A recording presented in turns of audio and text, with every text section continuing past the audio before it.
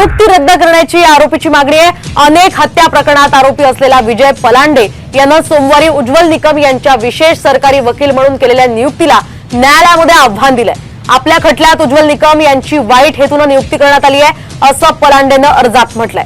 तर उज्ज्वल निकम भाजपतर्फे निवडणूक लढले, त्यामुळे त्यांची ओळख, हेतू, विचार, अजेंडा बदललेला आहे। ते आता भाजपचे नेते आहेत असं पलांडेचं म्हणणं आहे। तर निकम यांनी उत्तर मध्य मतदारसंघातून लोकसभा निवडणूक लढवली होती।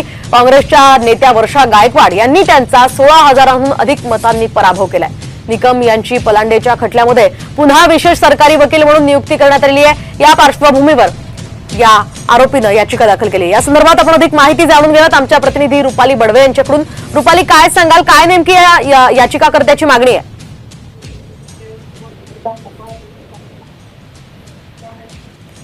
पुन्हा एकदा जाऊयात आमच्या प्रतिनिधी रुपाली बडवे यांच्याकडे। रुपाली, माझा आवाज तुमच्यापर्यंत पोहोचतोय? काय नेमकी मागणी या आरोपीची आहे, काय त्यानं या याचिकेत म्हटलंय?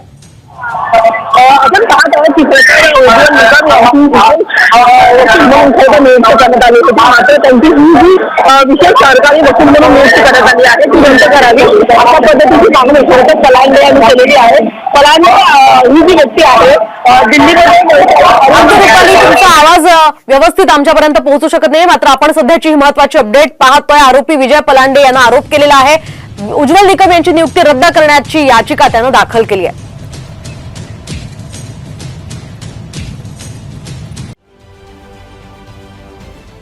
महाराष्ट्रातील सर्व बातम्यांचे विश्वासार्ह व्यासपीठ, सकाळच्या सर्व सोशल मीडिया प्लॅटफॉर्मला लाईक, फॉलो आणि सबस्क्राईब करा। तसंच सर्व नोटिफिकेशनसाठी बेल आयकॉन प्रेस करायला विसरू नका।